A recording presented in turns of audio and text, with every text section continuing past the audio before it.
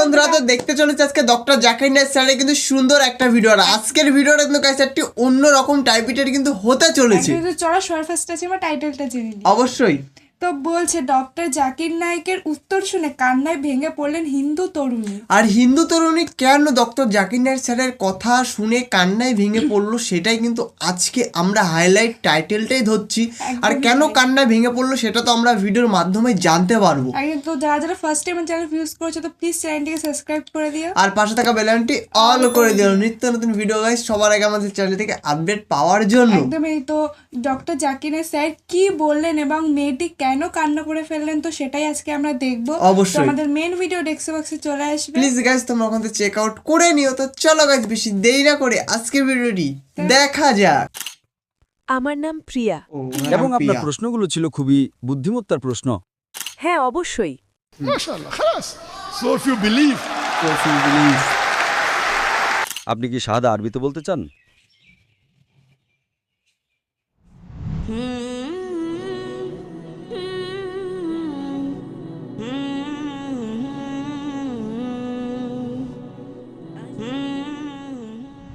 আমি আপনাকে ধন্যবাদ জানাতে চাই। আপনি আমার চোখ খুলে দিয়েছেন। যে কোনো কিছু অন্ধভাবে অনুসরণ না করা কতটা গুরুত্বপূর্ণ সেটা আমি এখন বুঝতে পারছি। আপনার নাম কি বোন? আমার নাম প্রিয়া। প্রিয়া, ঠিক আছে বোন। প্রথমেই আমি আপনাকে ধন্যবাদ জানাতে চাই।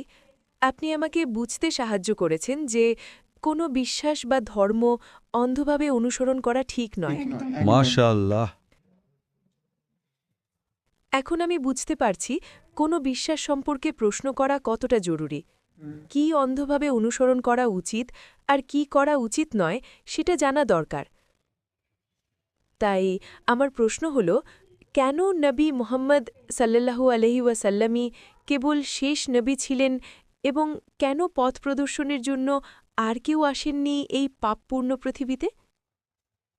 বোন খুব ভালো একটি প্রশ্ন করেছেন। কেন নবী মোহাম্মদ সাল্লাল্লাহু আলাইহি সাল্লাম শেষ ও চূড়ান্ত রাসূল ছিলেন, কেন তারপরে আর কোনো রাসূল আসবেন না? এটি খুব ভালো একটি প্রশ্ন। মানুষ আমাকে আরও জিজ্ঞেস করে যে কেন নবী মুহাম্মদকে প্রথমে পাঠানো হয়নি এবং কোরআন প্রথমে নাজিল করা হয়নি, তাহলে সমস্যা হতো না। উভয় প্রশ্নই যুক্তিসঙ্গত, উভয়ই যুক্তিসঙ্গত। যেমন আমার ছেলে বলে যে আমি ডাক্তার হতে চাই, কেন আপনি আমাকে সরাসরি মেডিকেল কলেজে ভর্তি করান না? আমি বললাম, না বাবা, প্রথমে তোমাকে যেতে হবে আমার ছেলে নার্সারিতে, জুনিয়র কেজিতে, প্রথম শ্রেণীতে, দ্বিতীয় শ্রেণীতে, ধাপে ধাপে। সুতরাং আল্লাহ সুবহানাহু ওয়া তাআলা আমাদের স্রষ্টা, তিনি মানুষকে সবচেয়ে ভালো জানেন। অবশ্যই তিনি জানেন চূড়ান্ত বার্তা কি। তিনি জানেন যে মানুষ শেষ ও চূড়ান্ত বার্তা গ্রহণ করার জন্য এখনও প্রস্তুত হয়নি। তাই পূর্ববর্তী সমস্ত ওহী যা এসেছিল, যদি আপনি নার্সারিতে যান, আপনি ABCD পড়েন এবং তারপর আপনি এগিয়ে যেতে থাকেন, তারপর গণিত 1 2 3 4, 2 + 2 = 4, তারপর আপনি অন্যান্য বিষয়ে পড়েন, Step by গুণ, step। ভাগ, এবং আপনি বিকশিত হতে থাকেন। একইভাবে আল্লাহ সুবহানাহু ওয়া তাআলা জানতেন যে যখন মানুষ ছিল, প্রথমে তিনি তাদের বিকাশের উপর নির্ভর করে সহজ বার্তা দিয়েছিলেন এবং আল্লাহ মনে করেছিলেন 1400 বছর আগে সঠিক সময় ছিল যে এখন মানুষ বিকশিত হয়েছে কোরআন আত্মস্থ করার জন্য। কিন্তু কোরআনের সৌন্দর্য হলো আল্লাহ জানতেন যে মানুষ আরও বিকশিত হবে, কিন্তু নিম্নতম প্রয়োজনীয়তা ছিল কোরআন গ্রহণের 1400 বছর আগে। মানুষ সহস্র সহস্র এবং লক্ষ লক্ষ বছর ধরে আছে, আল্লাহু আলাম, আমরা জানি না। তাহলে আল্লাহ কি করলেন? আল্লাহ শেষ ও চূড়ান্ত বার্তা কোরআন এবং নাজিল করলেন শেষ ও চূড়ান্ত রাসূল সাল্লাল্লাহু আলাইহি সাল্লামকে। কারণ যখন শেষ বার্তা আসে তার একটা সময়কাল থাকে এবং যখন শেষ রাসূল আসেন তিনি চূড়ান্ত রাসূল। সুতরাং আল্লাহ সুবহানাহু ওয়া তাআলা যখন তিনি শেষ ও চূড়ান্ত বার্তা নাজিল করলেন, আল্লাহ কোরআনে বলেন সূরা মায়েদা অধ্যায় নম্বর 5 আয়াত নম্বর 3, আজ আমি তোমাদের জন্য তোমাদের ধর্ম পূর্ণ করলাম এবং তোমাদের জন্য ইসলাম মনোনীত করলাম এবং তোমাদের প্রতি আমার অনুগ্রহ সম্পূর্ণ করলাম। আল্লাহ মানুষকে বলছেন এই দিনে, এটি ছিল কোরআনের শেষ আয়াত যা নাজিল হয়েছিল, আমি তোমাদের জন্য আমার ধর্ম পূর্ণ করেছি এবং তোমাদের জন্য ইসলাম মনোনীত করেছি। এখন আল্লাহ ধর্ম পূর্ণ করার পর নতুন কিছু যোগ করা যাবে না, কিছু বাদ দেওয়া যাবে না। যদি কিছু যোগ করা হয় তার মানে আগেরটি সম্পূর্ণ ছিল না, ঠিক? আল্লাহ 5টি 10টি আঙুল দিয়েছেন। যদি আপনি একাদশটি যোগ করেন তবে এটি সম্পূর্ণ নয়। তাই আল্লাহ দিন পূর্ণ করেছেন এবং শেষ ও চূড়ান্ত ওহী কোরআন, শেষ ও চূড়ান্ত রাসূল মুহাম্মদ সাল্লাল্লাহু আলাইহি ওয়াসাল্লামের মাধ্যমে। এটা কোথায় উল্লেখ করা হয়েছে? যেমন আমি আমার বক্তব্যে বলেছি, সূরা আহজাব অধ্যায় নম্বর 33 আয়াত নম্বর 40-এ, ما كان محمد أبا أحد من رجالكم ولكن رسول الله وخاتم النبيين وكان الله بكل شيء عليما। যে নবী মুহাম্মদ সাল্লাল্লাহু আলাইহি সাল্লাম তোমাদের কোনো পুরুষের পিতা নন, তবে তিনি আল্লাহর রাসূল এবং নবীদের মোহর। এখন যখন আল্লাহ শেষ ও চূড়ান্ত বার্তা নাজিল করলেন, মানুষ বিকশিত হতে থাকে এবং আমরা কোরআন আরও ভালোভাবে বুঝি। বিজ্ঞান উন্নত হয়েছে। আমরা এখন যেভাবে কোরআন বুঝি, আমরা কোরআনের কিছুটা ভালো বুঝি কারণ বিজ্ঞান উন্নত হয়েছে, কিন্তু বার্তা একই। এখন যেহেতু বার্তা পরিবর্তন হবে না, তাই আমাদের কোনো রাসূলের প্রয়োজন নেই। তাহলে আল্লাহ কি করেন? আল্লাহ মুসলিমদের বলেন, মুসলিম উম্মাকে বলেন যে এখন তোমাদের দায়িত্ব যে বার্তা পৌঁছে দেওয়া। এবং আমি আমার আলোচনায় বলেছি, আল্লাহ সূরা ইমরান অধ্যায় নম্বর 3 আয়াত 110-এ বলেন, তোমরা সর্বোত্তম জাতি, মানুষের কল্যাণের জন্য আবির্ভূত হয়েছ। সুতরাং যেহেতু আর কোনো রাসূল আসবেন না, কারণ যদি কোনো রাসূল আসেন তাহলে একটি বার্তা থাকতে হবে। সুতরাং ওলামারা, দায়ীরা, যাদের অগাধ জ্ঞান আছে, এবং দায়ীরা যারা বার্তা পৌঁছে দেন, তারাই মশাল বাহক। তারা বার্তা পৌঁছে দেন মানুষকে বোঝানোর জন্য। তাই আমাদের দায়িত্ব বিশ্বের বিভিন্ন প্রান্তে যাওয়া এবং সমগ্র মানবজাতির কাছে বার্তা পৌঁছে দেওয়া। তাই কেউ বলতে পারবে না যে বার্তা আমাদের কাছে পৌঁছায়নি। এখন একবার চূড়ান্ত বার্তা সেখানে থাকলে আল্লাহ একটা সময়কাল দেন। আমরা জানি না পৃথিবী কবে শেষ হবে, তার একটা সময়কাল আছে। আমরা জানি না, আল্লাহ জানেন। কবে পৃথিবী শেষ হবে কেবল আল্লাহই জানেন। কিন্তু পৃথিবী ধ্বংসের কিছু আলামত আছে। হাদিসে ছোট আলামত এবং বড় আলামত আছে। ছোট আলামতের মধ্যে আমার ফেসবুক পেজে আমি 87টি ছোট আলামত এবং 10টি বড় আলামত দিয়েছি। ছোট আলামতের মধ্যে প্রথম আলামতগুলোর মধ্যে একটি হলো পৃথিবী ধ্বংসের। ছোট আলামত হলো শেষ ও চূড়ান্ত রাসূল নবী মুহাম্মদ সাল্লাল্লাহু আলাইহি ওয়াসাল্লামের আগমন। এটি একটি ছোট আলামত যে এখন পৃথিবী শেষ হতে যাচ্ছে। কিন্তু কত সময় লাগবে আল্লাহু আলাম। 100 বছর, 200 বছর, 1000 বছর, 10,000 বছর, আমরা জানি না। সুতরাং এটি ছিল প্রথম ছোট আলামত, শেষ ও চূড়ান্ত রাসূলের আগমন। পৃথিবী ধ্বংসের প্রথম কয়েকটি আলামত, প্রাথমিক আলামত হলো মুহাম্মদ সাল্লাল্লাহু আলাইহি ওয়াসাল্লামের আগমন। তারপর আরও অনেক আলামত আছে, আপনারা আমার ফেসবুকে যেতে পারেন। তারপর বড় আলামতগুলো শুরু হবে। সুতরাং আল্লাহ নতুন কোনো রাসূল পাঠাননি, কারণ কোরআন হলো শেষ ও চূড়ান্ত বার্তা। অবশ্যই নতুন কোনো বার্তা নেই, নতুন কোনো রাসূল নেই। কিন্তু আল্লাহ নিশ্চিত করেছেন যে তিনি মুসলিম উম্মাকে বলেছেন যে আমাদের অন্যদের কাছে বার্তা পৌঁছে দিতে হবে। এবং তিনি বলেছেন যে মুসলমানের জন্য সবচেয়ে ভালো পেশা হলো একজন দায়ীর, যা আমি আমার আলোচনায় টাচ করেছি। নবী মুহাম্মদ সাল্লাল্লাহু আলাইহি ওয়াসাল্লাম ছিলেন শেষ রাসূল, এবং আমি আমার আলোচনায় বলেছি যেহেতু তিনি ছিলেন শেষ রাসূল, তিনি ছিলেন রাহমাতুল লিল আলামিন। যদি না হতেন তাহলে তিনি কেবল আরববর্ষের রহমত হতেন। ঠিক, যদি আরেকজন রাসূল আসতেন তাহলে হয়তো তিনি কেবল একদল মানুষের জন্য হতেন, সম্ভবত আরববর্ষের জন্য। মনে করেন কোরআন হয়তো 100 বছর, 1000 বছর, 2000 বছরের জন্য, আমরা জানি না। সুতরাং যেহেতু আল্লাহ বলেছেন এটি শেষ ও চূড়ান্ত ওহী এবং নবী মুহাম্মদ সাল্লাল্লাহু আলাইহি ওয়াসাল্লাম শেষ ও চূড়ান্ত রাসূল, তাই এটি সমগ্র মানবজাতির জন্য। এই কারণে নবীর মর্যাদা অনেক উঁচুতে। যেহেতু তার মর্যাদা উঁচুতে এবং বার্তাটি উঁচুতে, আপনি রূপান্তরটা আরও দ্রুত দেখতে পাচ্ছেন। আজ পৃথিবীতে মানব জনসংখ্যার 25%-রও বেশি মুসলমান। আজ পৃথিবীতে সবচেয়ে অবহেলিত মানুষ হলো মুসলমানরা। পৃথিবীতে সবচেয়ে বেশি টার্গেট করা মানুষ হলো মুসলমানরা। সবচেয়ে বেশি সমালোচিত মানুষ হলো মুসলমানরা। সবাই আমাদের বিরুদ্ধে, তবুও বার্তা পৌঁছে যাচ্ছে। এটি শেষ সময় বোন। সুতরাং যেহেতু এটি শেষ সময়, তাই নতুন আর কোনো রাসূল আসবেন না। কিন্তু বার্তার শক্তি এতই প্রবল, এটি বিশ্বের অনেক মানুষকে অন্তর্ভুক্ত করছে। আগের যারা ধর্মগ্রহণ করেছিল, খ্রিস্টান ধর্ম ইত্যাদি, তারা কেবল নামমাত্র ছিল। আজ পৃথিবীতে যখন মানুষ খ্রিস্টান বলে, তারা খ্রিস্ট ধর্ম পালন করে না। যেসব মানুষ ধর্ম পালন করে, ব্যবহারিকভাবে কোনো ধর্ম পালন করে, 1 নম্বরে আছে ইসলাম। সুতরাং বোন, মূল উত্তর হল যেহেতু বার্তাটি শেষ, তাই রাসূলকেও শেষ হতে হবে। কিন্তু বার্তাটি এতই শক্তিশালী এবং রাসূল এতই প্রেমময়, এতই শক্তিশালী, এতই সার্বজনীন, যেটি বিশ্বকে পরিবর্তন করছে। আশা করি প্রশ্নের উত্তর পেয়েছেন বোন। আপনাকে অবশ্যই। অনেক ধন্যবাদ। আর কোনো প্রশ্ন আছে বোন? হ্যাঁ, স্বাগতম। শুকরান। আমার শুধু শেষ প্রশ্ন আছে, কেনই বা আল্লাহ এই পৃথিবী সৃষ্টি করলেন আর আমাদের এই পরীক্ষার মধ্যে ফেললেন যখন তাকে এটি শেষ করতে হবে? পৃথিবীকে আবার শেষ করতে হবে?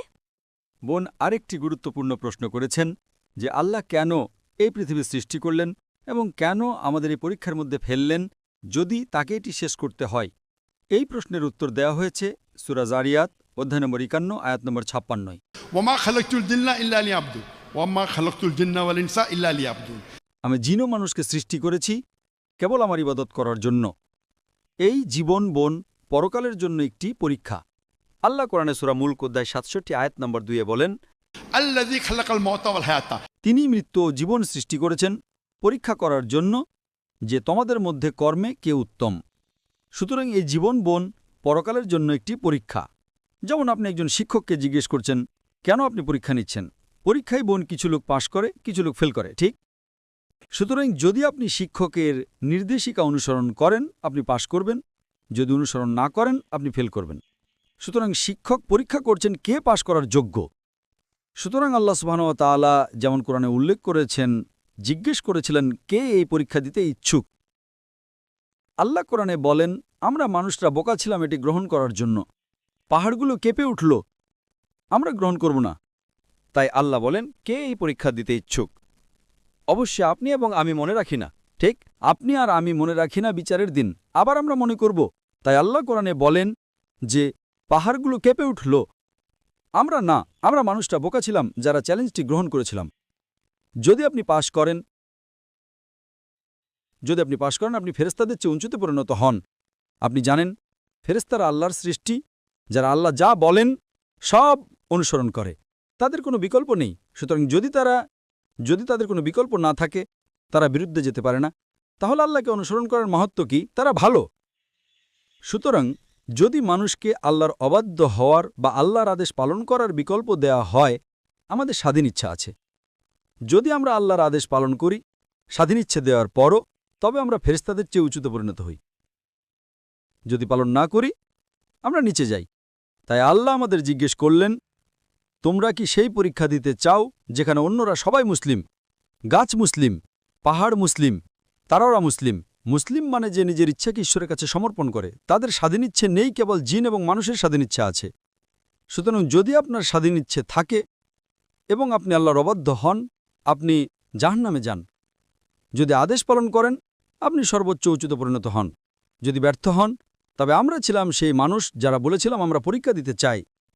সুতরাং আল্লাহ সুবহানাহু ওয়া তাআলা একটি নতুন সৃষ্টি তৈরি করলেন, মানুষ যাদের নিজস্ব স্বাধীন ইচ্ছা ছিল এবং আমরা এটি বেছে নিয়েছিলাম। এখন বোন আমরা পরীক্ষার মধ্য দিয়ে যাচ্ছি এবং পথপ্রদর্শক হল কোরআন। মানুষের নির্দেশিকা ম্যানুয়াল হল কোরআন। যখন আপনি কোনো পরীক্ষায় অংশ নেন তখন একটি পাঠ্যপুস্তক থাকে, ঠিক? পরীক্ষার পাঠ্যপুস্তক হল কোরআন আর কোরআনের নির্দেশিকা হল সহিহ হাদিস। সুতরাং বোন আমরা এই পৃথিবীতে একটি পরীক্ষার মধ্য দিয়ে যাচ্ছি, পরকালের জন্য পরীক্ষা, এবং সেই কারণেই আমরা উচ্চ নম্বর পাওয়ার চেষ্টা করছি। যদি আমরা পাই আমরা পাশ করি আমরা জান্নাতে যাব, যদি আমরা ফেল করি আমরা জাহান্নামে যাব। সেই কারণে আমরা বলি যে শুধু 5 নম্বর পাওয়ার জন্য ন্যূনতম জিনিস হল এক ঈশ্বরে বিশ্বাস করা এবং বিশ্বাস করা নবী মুহাম্মদ সাল্লাল্লাহু আলাইহি ওয়াসাল্লাম ঈশ্বরের বার্তাবাহক। অন্তত আপনি প্রবেশ করেন, যদি আপনি স্কুলে প্রবেশ করেন অন্তত আপনার পাশ করার সম্ভাবনা থাকে এবং তারপর আপনি হয়তো দ্বিতীয় শ্রেণী, প্রথম শ্রেণী ডিস্টিংশন পেতে পারেন, কিন্তু অন্তত আপনাকে প্রবেশ করতে হবে। বোন আপনি কি বিশ্বাস করেন ঈশ্বর একজন? হ্যাঁ, আমি করি। আপনি কি বিশ্বাস করেন নবী মুহাম্মদ ঈশ্বরের বার্তাবাহক? হ্যাঁ, আমি করি। আপনি কি বিশ্বাস করেন মূর্তি পূজা ভুল? হ্যাঁ, অবশ্যই। মাশাআল্লাহ, খালাস। So if you believe,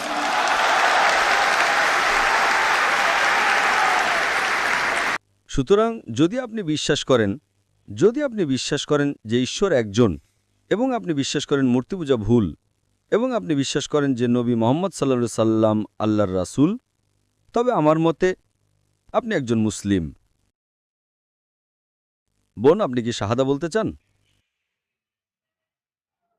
আপনি কি শাহাদা আরবিতে বলতে চান? এগুলো আনন্দের অশ্রু বোন। আপনি কি শাহাদা আরবিতে বলতে চান? yes, মাশাআল্লাহ, তাকবীর।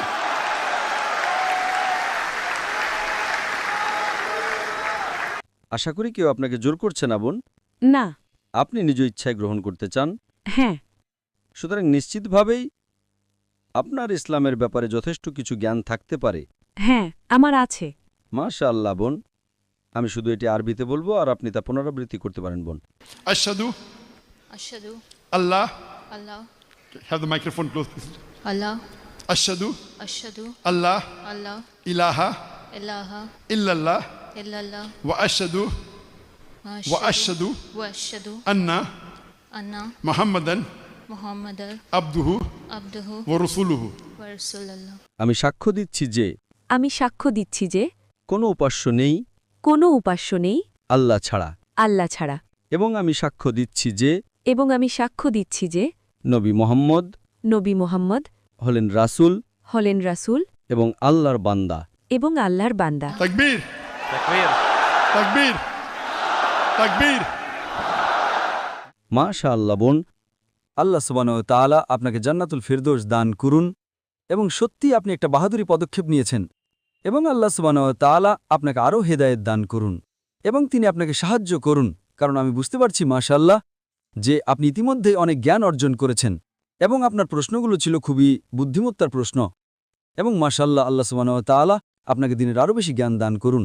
তিনি আপনার পিতামাতা, আপনার পরিবারের সদস্য এবং আপনার বন্ধুদের সঠিক পথ দেখাতে সাহায্য করুন বোন। জাযাকাল্লাহ খায়ের বোন। আপনাকে ধন্যবাদ। ما شاء الله